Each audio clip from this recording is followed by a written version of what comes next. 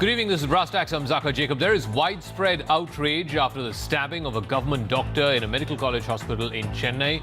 Dr. Balaji was stabbed as many as 7 times by the son of one of the patients who he was treating. This patient was suffering from cancer, a terminal disease. The son of the patient, who is the accused in this case, he suspected that the doctor was not giving proper care to his mother, even though his mother, who is suffering from this terminal disease, was being treated by the same doctor for the last 6 months. Suddenly, he grew suspicious. He went with a knife yesterday to that hospital and stabbed the doctor as many as 7 times. Now, doctors in that hospital, as well as various hospitals across Chennai, are sitting in protest. They are demanding better protection.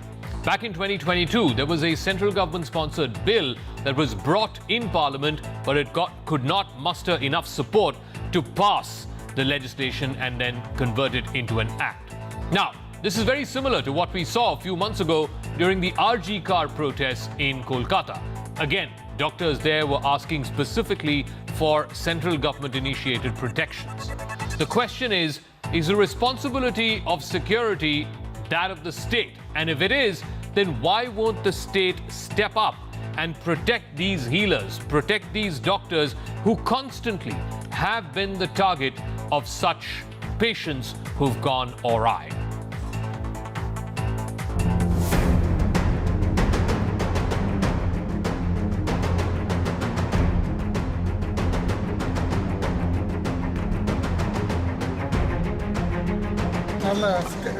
ஸ்டேபிளாக இருக்கேன் mobilise பண்ணணும் heart பேஸ்மேக்கரும் check பண்ணிடுறேன்.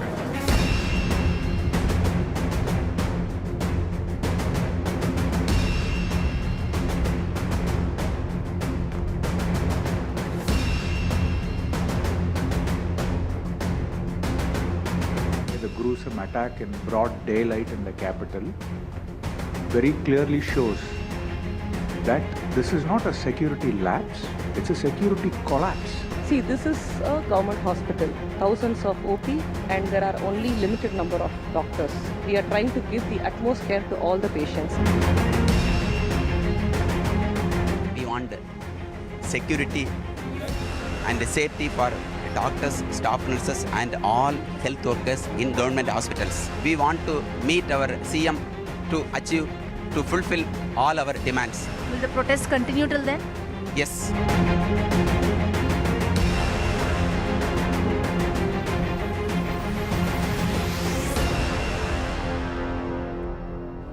All right, I want to open this up to our guests.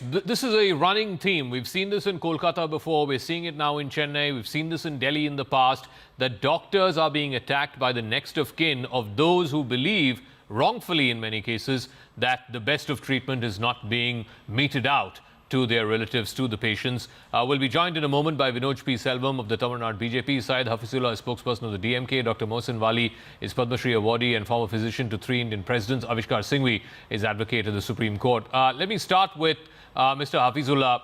The responsibility of protection of all individuals in the state is that of the state government, particularly that of doctors, whether they are resident doctors, staff doctors, nurses, all of them. Why is the state not able to provide the necessary security that these doctors are asking? Now they are protesting in this Kalangir Medical College Hospital. I believe they are deciding to sit in for protests across the state and perhaps even across the country tomorrow after one of the crucial meetings takes place. This is squarely the responsibility of the state government. They are the ones who are supposed to provide security to these doctors. The reason why I'm participating in the protest today, in the debate today, is that there is concrete efforts by the opposition and the certain section of media for taking this unfortunate, isolated event to make it as a law and order breakdown and to make it project as if there is no protection for doctors in Tamil Nadu. This is one isolated event, which is unfortunate. But what is more important is that you have to understand the response that this government has done as soon as this event happened. The Deputy Chief Minister reaches the spot, assures the the protesting doctors, after which the protest was withdrawn yesterday. There are multiple meetings among the doctor associations, the health minister and the health secretary, where they were convinced of the fact that there was adequate protection and this was an isolated, unfortunate event. But Mr. Today Hafizullah, wasn't I just yes. ran a soundbite of a doctor who's sitting in this indefinite protest in the No, Kalangir Medical College. It is no indefinite protest. You can send your cameraman now and verify for yourself that that was a protest for 2 hours to demonstrate that this has to be stopped. Mr. Hafizullah, they are sitting on protest. They are not relenting. I spoke to the Additional Chief Secretary Health just moments ago. I'll play out that interview. She's also saying that their efforts are on to convince the doctors to call off their strike. There are multiple associations on which only few associations are in protest. Many of the associations, the protest is cancelled. They are back to work. The services are there. I have sent multiple patients to the government hospital But today. Mr. Hafizullah, there are still doctors who are still sitting out there in protest. It's the job of the state to convince them to call off that strike, and they will not call it off unless they are convinced that the state is providing them adequate security. I told you yesterday there were discussions where many doctor associations were convinced. Today the discussion is going on. Today the discussion is going and it's been convincing everyone possible. So you have to understand that the efforts of the government. You started by saying there are no protests. You started by saying the doctors have gone back. Now you're saying some associations are protesting. I'm telling you, today the government OP was running. I have sent multiple patients. If it is an indefinite and a complete protest, there wouldn't have been functioning OP, outpatient services in the government hospitals Mr. Hafizullah of the DMK is saying this is isolated. Some opposition parties are trying to fan the flames, including your party, the BJP in Tamil Nadu. He says no such protests are happening. Very restricted minority are protesting. Most of the government OPDs are functioning. Please respond. It is very shameful what is happening in Tamil Nadu. You know, we are all used to this weather forecast which gets played on TV during the news hour, where they usually tell us about what has been the temperature and, rainfall and all those data is given.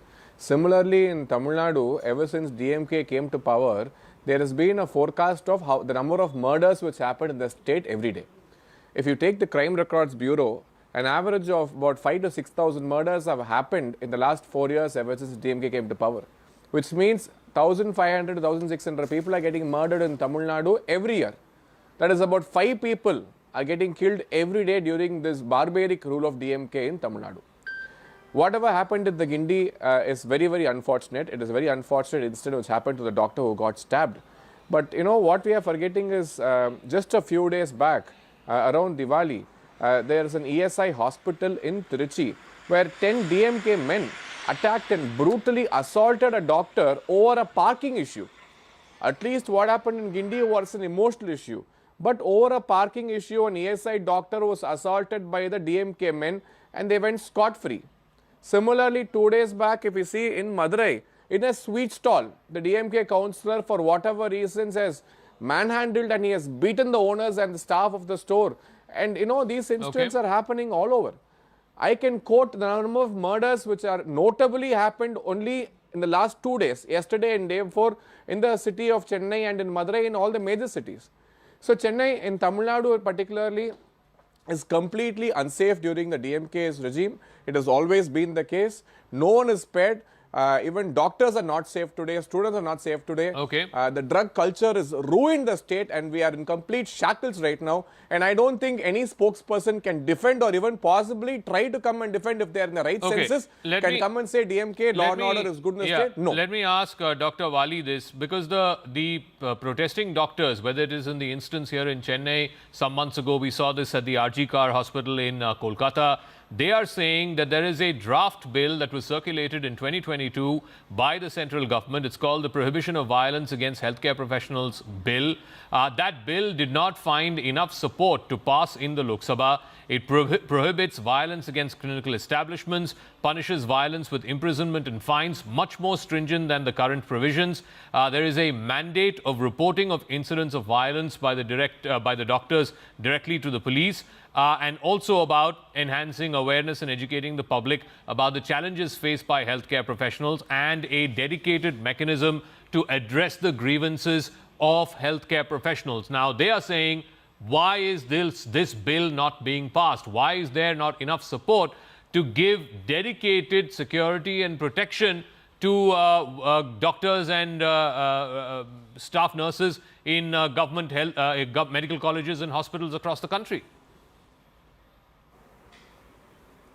Thank you for including me in this discussion. And I wish World Diabetes Day should take this lesson. As we are asking to prevent diabetes, we should also prevent the assault on doctors. You are right, sir. This bill has been promulgated after a great deal of discussion, and now more than thousands, few thousands, I am not mentioning the number because every day we are adding 1 or 2 institutions, and 36.5 lakh doctors have so far signed the petition to make a tribunal for this, all these aims which were mentioned in this bill, or at least this bill should be passed. You may recall that after Calcutta incident, we have moved and written very humbly to our Honorable Prime Minister, and somebody asked me why Padma awardee doctors have written to the Prime Minister, and I said very humbly that our Honorable Prime Minister Shri Narendra Modi ji is our guardian. And if we don't go to our guardian, to whom we should go? The basic problem is, as I was very shocked to listen, isolated incidents. No, it's every day happening in every district of India. Some rage, some anger, some assault. When it becomes very serious, it gets reported to the press. You know, there are reasons, and let me very, very honestly put it that we the doctors are so much overburdened that we have no time to convince to the patients, and if he has got 7 attendants, all the attendants together. So when they did not get convinced about the seriousness of the disease of the patient and why the patient has expired or patient is no more, then there is nobody from our side to give solace to the patient, and that is very traumatic to the attendants of the patient. They lose their temper. They have nobody else except doctors and nurses to rectify their anger, to deal with that anger, except beating Dr. them Ali, in this or instance, harassing them or abusing them. The patient was still undergoing treatment. She was very much alive. Even while the treatment was being undertaken. The issue was the son of the patient felt like his mother was not getting the best possible treatment from the doctor concerned, even though that same doctor was treating the patient for the last 6 months. But somehow he developed this suspicion, and then he sort of, gave vent to it by attacking the doctor. Yes, you are right. In this particular case, we cannot in any case produce miracles. The word is treatment. The word is treatment. The treatment has to be given. Treatment is by medication, by personal care, by extra personal care, by human touch and everything. But we do not guarantee cure. It's treatment. Treatment may change the course of the disease, may not change the course of the disease, may completely cure the disease, may not completely cure the disease. If that would have been the fact that doctors can treat every patient, doctors would never die. We also meet the same fate. We also die one day. Yep. So this is wrong to believe that doctors produce miracles. Miracles are produced by saints and sages, by pious people, not by the doctors. Okay, so let me ask commodity nowadays. Singhvi. Yeah, let me ask Avishkar Singhvi. One of the contentions raised by the doctors, and again, we've seen this in Delhi, we've seen this in Mumbai, we've seen this in Kolkata, now in Chennai. The existing provisions, they say, are far too lenient. For example, for violence, the punishment is anywhere between 3 months to 5 years. For grievous hurt, it's 6 months to 7 years. The existing provision in terms of fines for violence is 50,000 rupees to 2 lakhs. For grievous hurt, it's 1 lakh to 5 lakhs. The doctors have been arguing that as per the draft bill, which is circulated in the Lok Sabha 2 years ago, which has not been passed, the punishment for violence needs to be extended for a minimum of 6 months up to 10 years, and for grievous hurt, a minimum of 3 years and a maximum of 10 years. That is their basic contention, that the existing provisions are not enough of a deterrent to stop the next of kin of patients from attacking doctors. Is that a reasonable contention? Good evening, Zakka. Thank you for having me. Firstly, we must understand the reason, the causal link for these incidents. These incidents betray a sense of emotional outrage by a patient against a doctor for reasons because either inadequate treatment, etc., etc. So that should be put out there first. I mean, everyone condemns these acts, but what's most important is the institutional framework that several states have taken suo motu cognizance. For example, the Delhi High Court, the Calcutta High Court, the Supreme Court, etc., have taken suo motu cognizance of violence against doctors. Now, according to me, to answer your question in a binary sense, in a nutshell, it's not an issue of the punishment, increasing the punishments. The issue is really arising about the enforcement of the provisions of the law, because IPC adequately takes care of all assaults, criminal actions against one party against the other. The issue is really about enforcement. In a fiduciary relationship between a doctor and its patient, is it really possible? I mean, Dr. Wali is here on the show, and I'm sure he'll agree with me. Is it really possible for a policeman to be standing and supervising that relationship at every point in time? Point number one.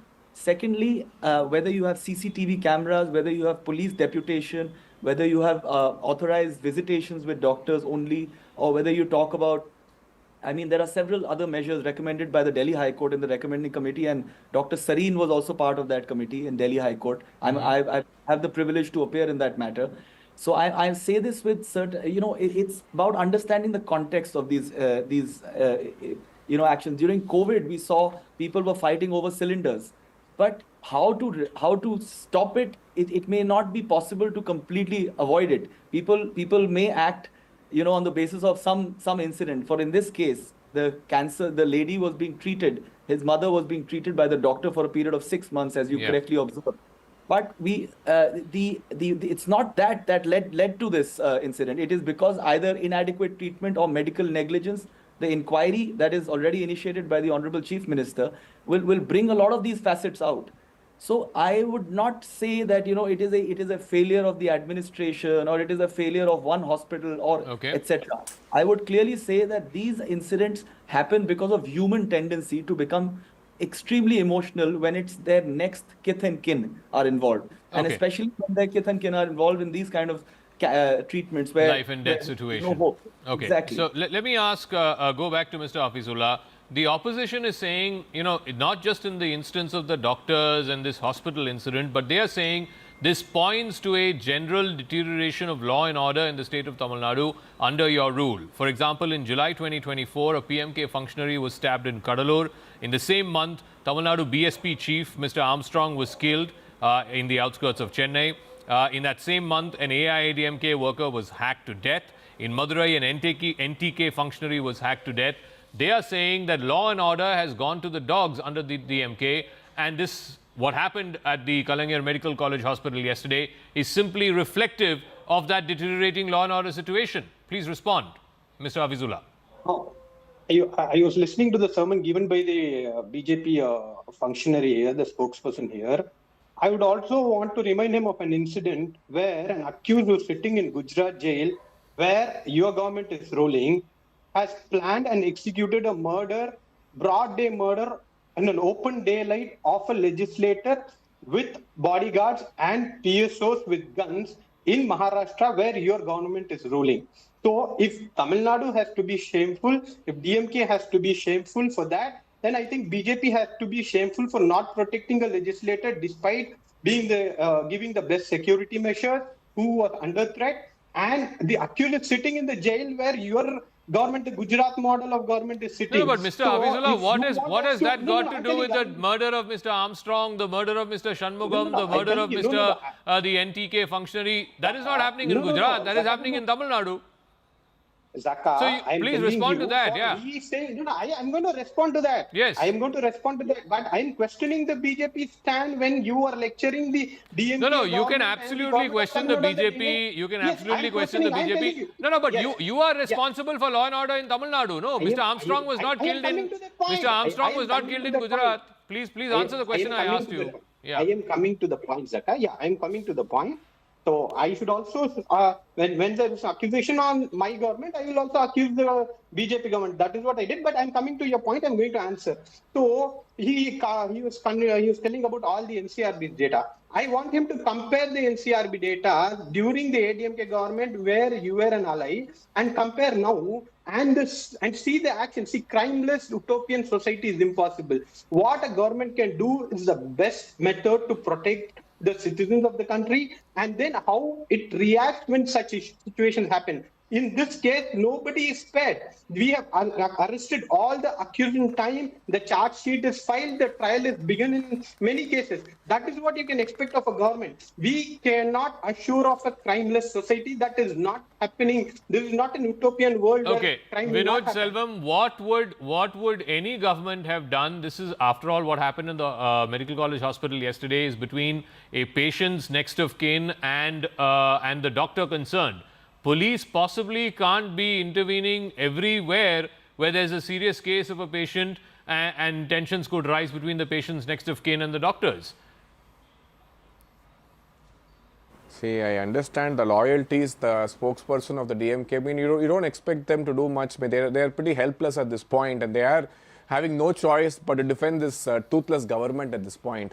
See, apart from the organized crime which is happening in the state, the fear of law is missing. I completely agree that a crimeless state is not possible, but then the entire concept of fear of law is missing. The CM before, when he was the opposition leader, he promised and said that, when the whole reason why ADMK was thrown out was because the law and order was not great under them. What did you promise? And what have you delivered? You promised to be a dictator who will make sure that you bring down all the drug mafia. And you promised you will make India like America. But what you did was you'll make Tamil Nadu like America. But what you do was you made Tamil Nadu like Canada, where drugs is being available everywhere. All the high profile, the drugs of the highest nature are available across the city. The entire state is today, it is getting ruined by the drug menace. In fact, if you take the papers, every week you see murders which are happening. A father had killed a son over an issue of, due to intoxication of drugs. And in another news, you read about a son killing a father being intoxicated by drugs. So this is the kind of society which you created in Tamil Nadu. Data. Sir, I'm going by NCRB data. The last data that we have available is for the year 2021. The states that have the highest number of instances of violent crime are Bihar, Madhya Pradesh, Odisha, West Bengal, Assam, Uttar Pradesh, Tripura, Arunachal Pradesh, Delhi, Haryana, Maharashtra and Jharkhand. Tamil Nadu is not in the top 10. Sir, more than 1,700 murders have happened in Tamil Nadu. We are talking about the law and order of the state where we are all a part of. So we are scared for our lives. 5 to 6 murders every day is what is happening here. What is the promise you made when you came to power? Did you come to power comparing yourselves with Gujarat and with Maharashtra and Uttar Pradesh? Okay. You said you're going to make Tamil Nadu so and so, but what have you done? Have you delivered on your promises? Stop comparing yourself with other states, and you promise and you tell people what is happening. Today in the day, if an individual can go and stab a doctor and try to go scot-free, what is the fear of law which you have created? People are not respecting the police force. That is because their hands are being tied. The police are being used as puppets of the DMK. You let them do their work. You let them function. You let them arrest all these DMK men who are going to Baratha shops and sweet stalls and not paying. One at a time. Let him finish, Mr. Abhizullah. 2 days back. 2 days back. I'll come back to you after 2 days back in Chennai. 2 days back in Chennai. If both of you are talking at the same time, nobody can hear. And her husband's head was... Okay, 2 days back in Chennai, a lady was hacked to death because she refused to pay him maintenance money. She was hacked to death by an organized crime, by a member of an organized crime unit. Her husband, his head has been cut into half. Both the wife is dead and the husband is in hospital. What is the law and order you have in Chennai and Tamil Nadu? The point that the opposition is making is this is not just an instance in isolation. That there is an overall deterioration of law and order. He's listed out a number of instances of failure of law and order. Zakka, that is what I'm telling you. You have to give what is the best in the country. You give a proof of that and then compare. I told you there is no utopian world. There is no crimeless society. There are going to, as long as humanity is there, when humans are greedy, humans have wish and wills of their own, these crimes are going to happen. There is no place in this earth where there are no crimes. What you see is how far we have reached, how better the administration is handling after the change of commissioner in Chennai. I have to come to the concluding part. Let me go to Dr. Wali and then to Avishkar after that. Dr. Wali, the point that Avishkar also made, unlike organized crime or drug cartels or criminal gangs and so on and so forth, this is a highly inflamed emotional situation, a deeply personal situation where you have highly surcharged next of kin of patients who are in critical condition. Some of them when they pass away, some of them like in this instance that happened yesterday in Chennai, the lady was still undergoing treatment for a terminal disease. How can you expect the state or the police to intervene when it's essentially between a doctor and the patient and the relatives of that patient? They should create fear of law. Creating fear of law is when they have a political will, when they mean sincere action taken against any crime, big or small, when the people are fearful about doing crimes. So it is vanishing from the society. They got scot-free all the time, and they have lost fear of being kind or being fair to the doctors. Okay. The doctors can also become wild. Yep. If they become wild, what will happen? What we do, we come back, the children go on strike, these young doctors. After 4 or 5 days, the public opinion goes against them, and the government asks them to return to the work, we will take action. And they agree on some minor points. So what I am pleading is that at national level, there should be a tribunal. My colleague Sunita Dubey has moved from pillar to post. Many MPs have tried to put this cause before the parliament, and I am very hopeful in the coming session of parliament, the government would take a serious action. Okay, I'll give Avishkar the final word. I think the doctor had a valid point. I mean, yes, it is emotionally surcharged, but what if the doctors start taking the law into their own hands? He says the fundamental issue is there's no fear of law. And the fear of law can only come if the state is seen to be acting decisively. No, I mean, as far as constructive suggestions are concerned, I think one thing that we must be very clear about is that we must adopt all the recommendations of these committees, which are thorough screening at the entrance, no direct visitation without authorized by security. There must be a quick response team. There must be CCTV footage. These are the things you can do, to improve the situation. But unfortunately, the problem lies here is that a lot of these things are not happening at the hospital, and that is where you can really improve. Because I personally have seen a lot of hospitals across the country where these basic safeguards are not provided, and if you don't have these safeguards, a person will simply enter with a knife and go and attack a doctor. Okay. The main thing is to screen him at the entrance. We'll leave it at that. Thank you very much, Avishkar Singhvi, Dr. Wali, Mr. Hafizullah and Mr. Vinod P. Salam. Thank you very much for joining us. I do want to go across to Ms. Supriya Sahu. She's the Additional Chief Secretary of Health in the government of Tamil Nadu. Thank you very much, ma'am. How is the government looking at the protests by these doctors? They have said that unless they have 24/7 round-the-clock protection, they are not going to call off their strike. How do you see this? Yesterday, we met the doctors' representatives, and we, in fact, inform them about the action that the government is taking. The Honorable Chief Minister has already put out a statement, and the senior officers, they have been interacting. The Honorable Minister is also in touch with the doctors. We have been talking to them. In fact, in Tamil Nadu, we have a very strong legal provision where we have our own act. It is called as the Tamil Nadu Medicare Services Act, which was enacted in the year 2008. And it has very stringent regulations regarding the attack on the doctors and the paramedics and all that.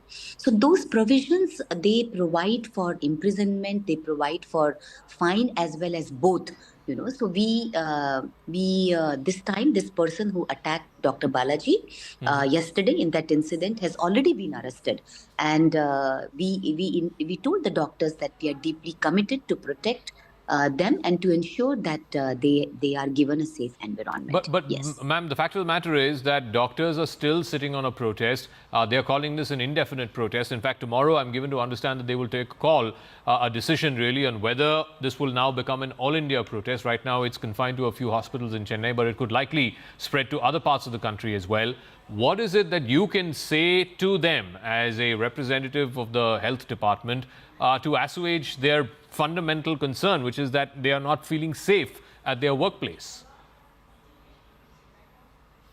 In fact, at this point of time, it is important to, for me to inform you that we have reached out to the doctors saying that this is the first time we have already completed a joint security audit of all the health institutions in Tamil Nadu, and that includes the primary, secondary and tertiary care institutions.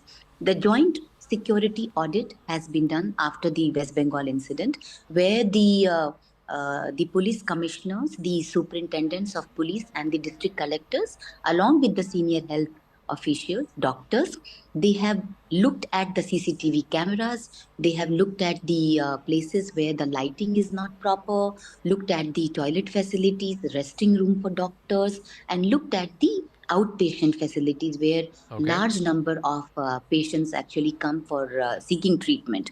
So we have taken all steps to make sure that the gaps are identified. Now, this was one incident where the person's mother was already taking treatment in the hospital for the last 6 months. So the attenders, they knew this person, they were very familiar with him. He had been coming to the hospital for the past 6 months. So this is one incident where nobody, believed that an incident like that has happened. But this also shows that we need to provide, we need to strengthen security, and we need to do more.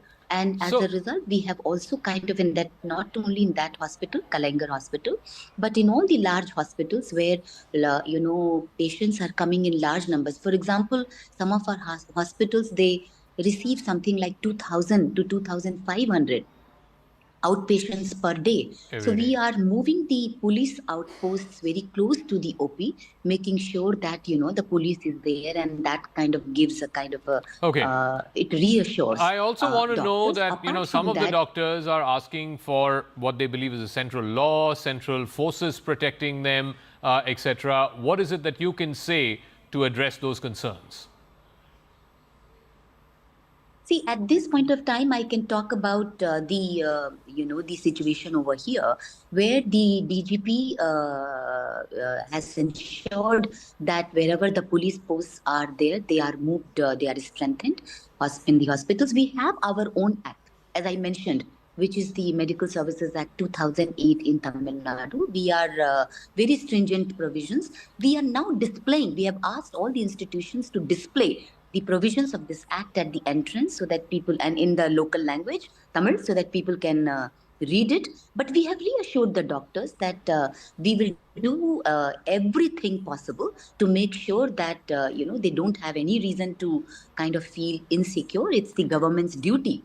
And our Honorable Chief Minister has already put out a very strong statement in this regard. But how hopeful are you, ma'am, as I come to my final question, how hopeful are you on how soon you can get the doctors to call off their strike?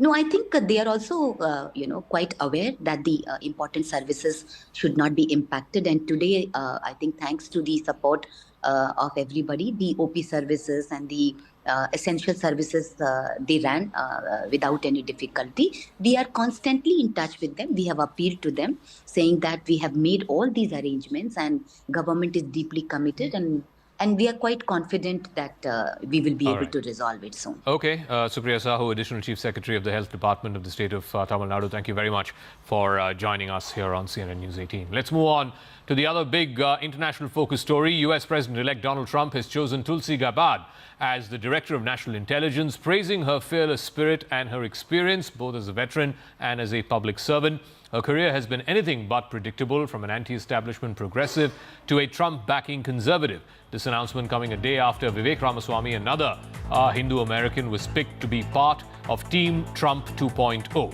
During his campaign, he had displayed images from the Ramayana and the Odyssey and remarked, and I quote, "We should expect more from our leaders as citizens."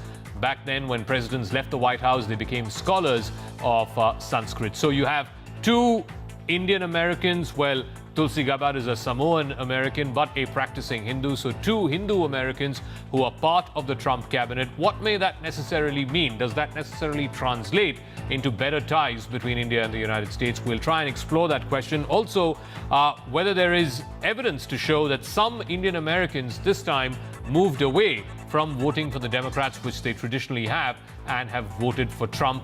What may that be attributable to? Before that, the story so far.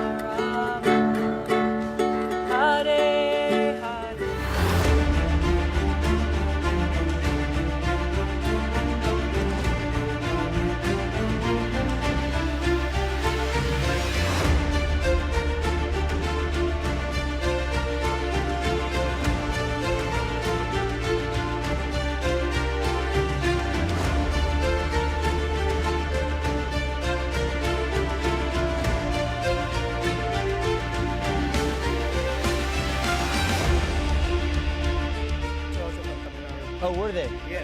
Oh, that's good. From Melbourne? Yeah. Nandarki, I'm Tamil patient. Yeah, good. More Palakattam. Good to see you, man. Thank you. Thank you.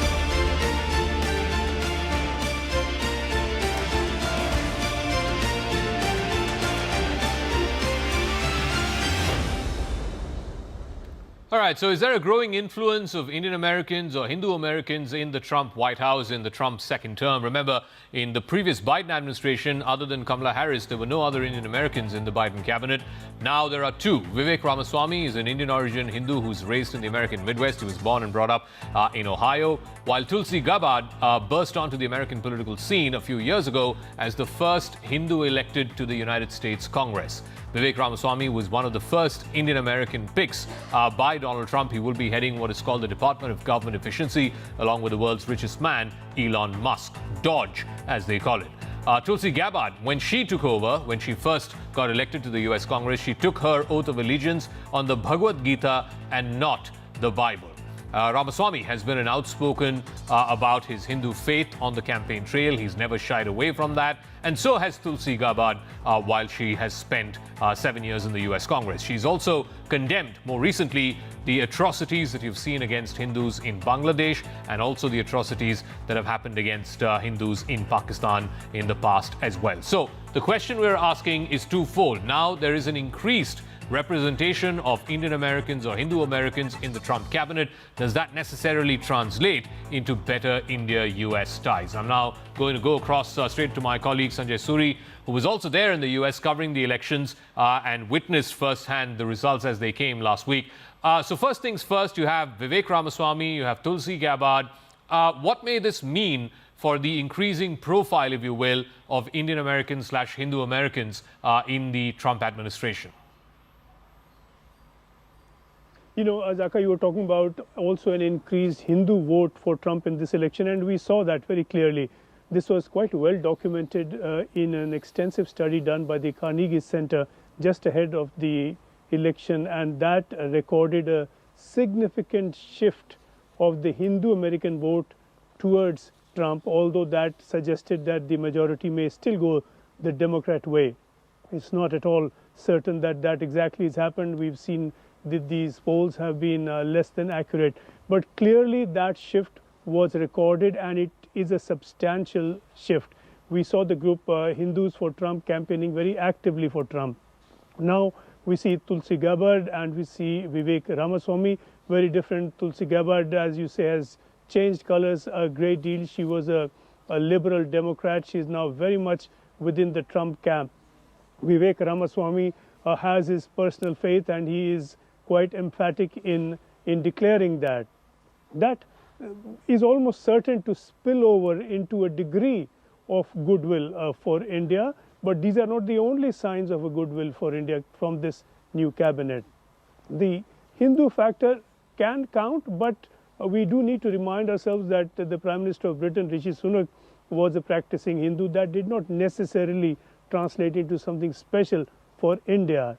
But very clearly, these will be voices of influence. They have their beliefs, and that can only work for the benefit of political relations with India and an improvement in those relationships. I do want to get to that in 1 second about, second generation, third generation, whether it's Indian Americans, Indo-British politicians who hit the mainstream, and whether they are burdened by what they call, in colloquial terms, the brown man's guilt. But before I get to that, the survey that Sanjay was referring to, it's quite interesting. It was done by the Carnegie Endowment, which is a very prestigious academic institution. This is what they basically found out, that Indian Americans, 56% of them, in 2020, 56% of them backed the Democratic candidate, who at that time was Joseph Biden. In 2024, that fell to 47%. Yes, while a majority still did vote for Kamala Harris, the fact is that less than 1 in 2 were voting for a Democrat candidate. For Trump, the support level went from 22% that it was in the 2020 election, so basically no more than 2 out of 10 Indian Americans were voting for Trump 4 years ago.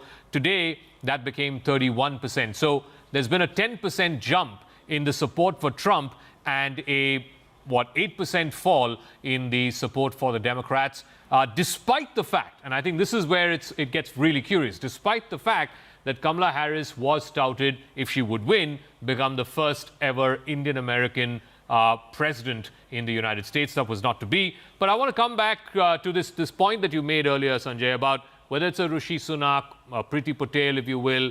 Now you have Tulsi Gabbard, Vivek Ramaswamy, earlier even Kamala Harris. It's not like ties between India and the United States really skyrocketed despite her being vice president. Is there a fear amongst these desi politicians, as it were, that they don't have to appear, or they don't have to come across as being too soft or too convivial with India and relations with India?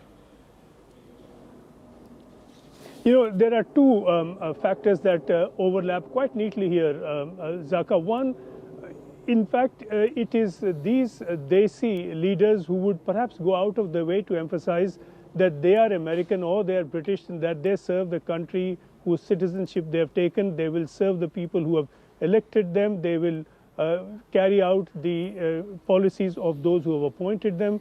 And they would, in fact, go out of their way to establish that, rather than allow any hint of their ancestry, if you like, to be seen to be influencing their ways. Second, it is not just about projection. These are people who are US citizens, Tulsi Gabbard or Rishi Sunak, or anyone. They're American or British citizens, and they believe that this is their country and that they will serve their country. The ancestry is a thing apart. In America particularly, there's all sorts of ancestry. There's roots going to Africa. There's so many Hispanics. There are people who are Cuban. There are people who are from China. There are people from India, and the proverbial melting pot. So they really are American first, and they're just Americans of a different kind of immigrant origin. All That right. origin is of particular interest to people like us because, of course, they're of Indian origin. It's very interesting. I mean, there was a time when it was thought that, you know, the Democrats, whether it's in the US or the Labour Party in England, were the natural sort of haven for Desi politicians. But just look in the last 10 years, look at the biggest names Desi politicians have come up, whether it's Sunak, Priti Patel in Britain, and now you have Tulsi Gabbard and Vivek Ramaswamy in the United States. They're all coming up in the Republican Party, which historically at least was perceived as not very friendly towards immigrants. Of course, one wing of the party was very high on evangelical Christianity and so on and so forth, and yet they have found space for these Indian Americans / Hindu Americans. We'll leave it at that, Sanjay Suri. Thank you very much for joining us. We will now take a quick break here on the program. When we come back, and this is a very, very significant development, there are as many as 50,000 troops, Russian troops, but more importantly, along with them, fighting with them side by side, more than 10,000 North Korean troops who have begun engaging in combat operations in the southwestern part of Russia in what's called the Kursk region, which Ukraine had taken over a few months ago. What does that mean for the conflict in Ukraine? This is the very first time that we're seeing a North Korean standing battalion taking part in a war outside of the Korean peninsula. They're fighting side by side with the Russian army.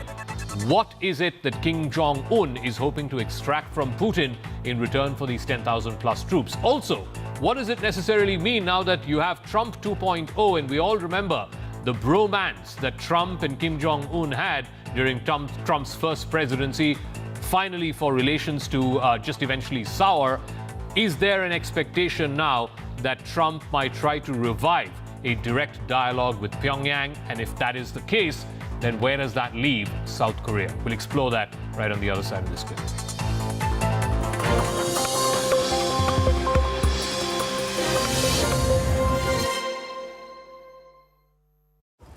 यारो इस बार बिजली का bill 8,000 आया है। मेरा 10,000। मेरा 5,000। इतना? तो अब क्या भरेंगे? सिर्फ 0 रुपए। हम किसानों के लिए शून्य बिजली बिल योजना है ना। पर ये सरकारी बदल गई और ये योजना ही बंद हो गई तो?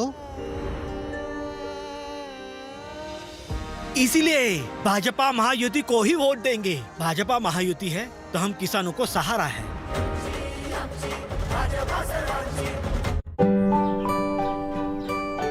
I want to soar above the skies and fulfill my responsibilities. With LIC. Paid your LIC premium? On time. दिल की सुनो, LIC चुनो। LIC हर पल आपके साथ। तुझे ऐसे कभी इमेजिन नहीं किया रे? मैंने भी। आप कब बन रहे हैं मान्यवर? विचार नए हैं तो अब नया विकास हो, पुरानी इस जमीन पे नया इतिहास हो। जरूरतें हैं पानी की जो दूर दूर तक, पियो ना ऊक से पियो जितनी भी प्यास हो। एक बार हमारा नाम लो तो एहसास हो, विचार नए हैं तो अब नया विकास हो। उन उंगलियों की खैर जो धागों को बुनती हो, फ्यूचर का ख्वाब देखो तो तकिए के पास हो। उड़कर चलो ना फ्लाईओवर से तो जानोगे हम कितना कुछ बनाते हैं विकास के लिए। उम्मीदें भर के देते हैं हर एक चीज में हम हैं ना, अगर आपकी उम्मीद खास हो। जुड़े हैं हम 140 करोड़ लोगों से, चारों ओर देखो तो एहसास हो। विचार नए हैं तो अब नया विकास हो। वेलस्पन वर्ल्ड। अरे हाँ सच में। क्यों? आज ऑफिस को छुट्टी है क्या? हम अभी ऑफिस से ही तो आए हैं। फिर इतने जल्दी घर कैसे? ये कोस्टल रोड से और मैं मेट्रो से। और कल अटल सेतु से लोनावाला जाने का प्लान है। पर तुमने कभी ये सोचा है अगर दूसरी सरकार होती तो ये सब काम वक्त पे होता? इसीलिए मेरा वोट सिर्फ भाजपा महायुति को। भाजपा महायुति है तो विकास है।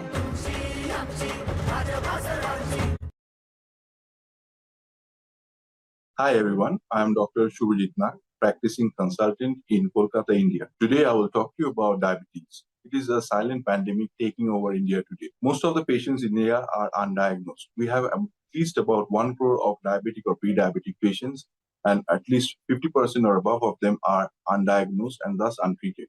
The reason behind this is most diabetic patients are unaware of their diabetic status, and by the time they start taking treatment for it, it is already late. The most easiest way to go about this is the new thing that has come into the horizon for diabetic management, which is point-of-care testing. It can very easily be instituted by taking your blood sample at your general physician, and the results are easily available in 10 to 15 minutes. And thus, you can very easily early diagnose the diabetic status of a patient and start treatment whereby diabetes can easily be managed.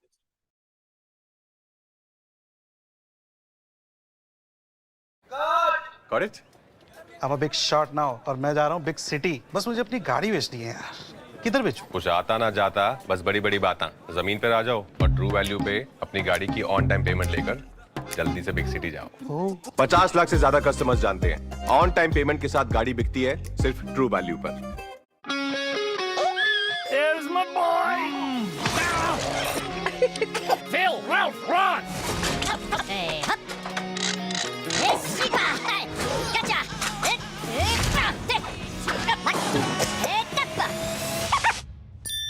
Thanks, guys. जब हिंदुस्तान मिले हिंदुस्तान से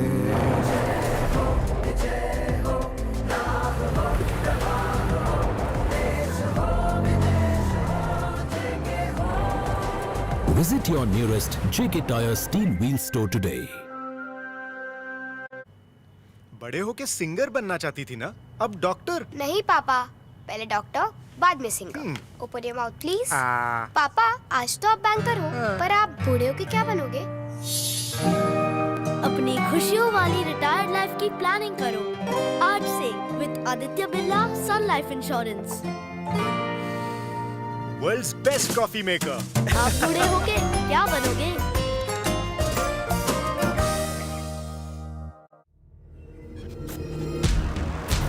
The next Indian icons, beating everyone on the globe.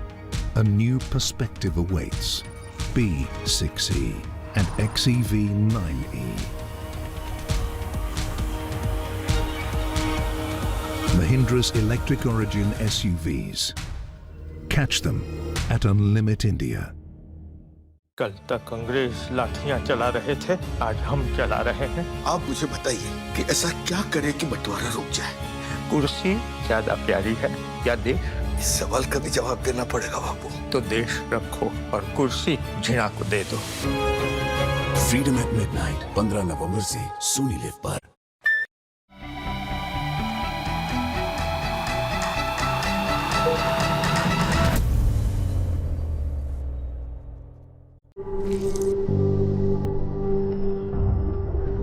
झंझनाहट से जल्द आराम पाएं. Sensodyne rapid relief के साथ.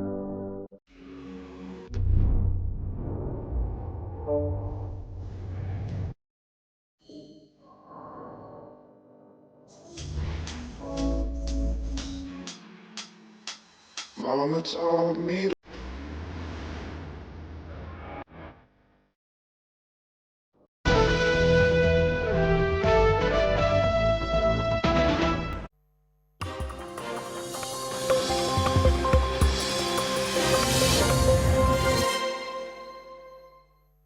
The Russian military has assembled a force of 50,000 soldiers, which includes North Korean troops. They are preparing to begin an assault, aiming to reclaim territory seized by Ukraine in the Kursk region of Russia. A new American assessment concludes that Russia has amassed this force without having to pull out its soldiers from the east of Ukraine. The east is currently Russia's main battlefield priority. It allows Moscow to press on multiple fronts simultaneously. Russian troops have been clawing back some of the territory that Ukraine captured in Kursk earlier this year. They've been attacking Ukrainian positions with missile strikes and artillery fire, but they are yet to begin a major assault there. Ukrainian officials say they expect such an attack involving North Korean troops in the coming few days. For now, the North Koreans are training with Russian forces in the far western part of Kursk. What may the induction of North Korean troops into the Ukrainian battlefields mean for the future trajectory of this war? What is the deal between Kim Jong-un and Vladimir Putin, which has made Kim commit to this substantial troop contribution? And most importantly, can Russia successfully outsource part of its war effort in Ukraine to North Korea, much like what it has done with private militia groups like the Wagner Group in the past? The Russia-North Korea offensive looms even as US President-elect Donald Trump prepares to re-enter office with a stated goal of ending the Ukraine war quickly. Trump, though, has offered very little details about how he would settle this conflict, but his Vice President-elect J.D. Vance has outlined a plan that would basically allow Russia to keep the territory it has right now in Ukraine. Right now, that is about 20% of Ukrainian territory. Some US military officials have grown even more pessimistic about Ukraine's overall prospects, noting that Russia has been steadily gaining ground both in Kursk as well as in eastern Ukraine. Officials say that the setbacks are partly a result of Ukraine's failure to address a critical shortfall in its troop strength. This is in sharp contrast to the outgoing US President Joe Biden, who's been deeply supportive of Ukraine. He's pushed Congress to approve billions of dollars in aid and having US military provide critical intelligence to Kiev to help fight the war. Ukraine's surprise incursion into Kursk in August thinned out its forces across the battlefield in the east, leaving them vulnerable to Russian advances. Western as well as Ukrainian officials say that the arrival of North Korean forces is a major escalation point after almost 2 years of this war.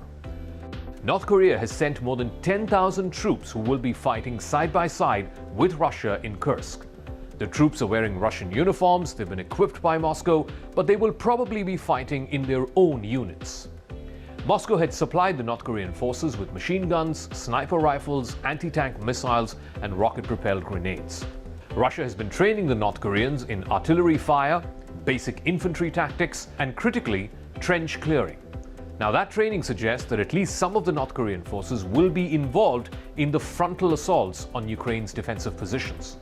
North Korea has a large army, but unlike Russia, it's not been involved in ground combat for decades now. The troops that North Korea is deploying are considered to be its best. They have been drawn from the 11th Corps, which is home to the country's special operations soldiers. Russia is struggling to meet its monthly recruitment goal of roughly 25,000 troops, even as its casualties mount. And that is where the North Korean soldiers are critical. During his 2024 election campaign, Donald Trump described America's alliance with South Korea as terrible for his country, accusing Seoul of not paying enough money for the stationing of about 28,000 odd American troops. But when he mentioned Kim Jong-un, the leader of North Korea, he spoke as if Kim were a long-lost friend. Trump and Kim have had a bromance during Trump's first term as president, including the very first ever in-person meeting between the leaders of the United States and North Korea. But that bromance was short-lived. It did not lead to the widely expected deal to end the Korean War, which, of course, finished inconclusively in an armistice in 1953, but to this day has not officially ended. South Koreans are bracing themselves for Trump's return to the White House. There is growing uncertainty and anxiety. It raises the specter of yet another diplomatic rollercoaster ride on the Korean peninsula. Some fear that Trump will once again threaten to withdraw American troops from South Korea unless South Korea substantially increases the cost that it's willing to pay. They also fear that Trump will rekindle an ill-calculated diplomatic bromance with Kim Jong-un. North Korea so far has not reacted to Trump's election, but many analysts say that Kim Jong-un could see this as an opportunity to restart negotiations with the United States. This time, Kim has more bargaining power than when he first met Trump. Between then and now, North Korea's nuclear capabilities have expanded significantly. It allows Kim Jong-un to demand a much higher price tag for making concessions in its nuclear program. Since 2019, Kim Jong-un has developed and tested more nuclear-capable missiles. He has signed a mutual defense treaty with Russia back in June. In September, North Korea for the very first time unveiled a weapons-grade uranium manufacturing site, and at the inauguration of that site, Kim Jong-un had vowed to produce exponentially more nuclear weapons. Kim may even conduct his country's 7th nuclear test, which would be the first one since 2017, to try and further elevate his leverage before negotiations with Trump. If and when that happens, Trump will confront a decades-old problem which successive American governments have tried to, but have failed to solve. The last time Trump did, he veered between applying pressure, unleashing public insults against Kim, and then, of course, to a more friendly toned one-on-one diplomacy, a kind of bromance, but there too, Trump failed. If Kim Jong-un and Donald Trump were to restart talks, then Kim would be widely expected to try and persuade Trump to ease the sanctions first and also to reduce America's military footprint in the Korean Peninsula. In return, Kim could agree to freezing North Korea's long-range ballistic missile program. But he would ensure that North Korea is not forced to eliminate its nuclear arsenal entirely, if for nothing else, but at least for it to be used as leverage. For decades, Washington and its allies have pushed for a complete, verifiable, and irreversible dismantlement of North Korea's nuclear program. Kim Jong-un, on the other hand, wants the United States to accept his nuclear weapons as fait accompli. He wants America and North Korea to engage in talks only about reduction of arms and not about procurement of nuclear weapons in the first place. If such negotiations happen, it will cause shock and confusion in South Korea because it would tantamount to recognizing North Korea as a nuclear weapons power. And that is something which has been seen as a nightmare scenario for South Korea for the better part of the last 50 years. Because once the North acquires a nuclear weapon and tacitly the United States and other Western powers acknowledge the nuclear status of North Korea, then that means that there is perhaps an irreversible differential in the power axis between the South and the North. They're waiting with anxious breath, both in Seoul and Pyongyang, to find out.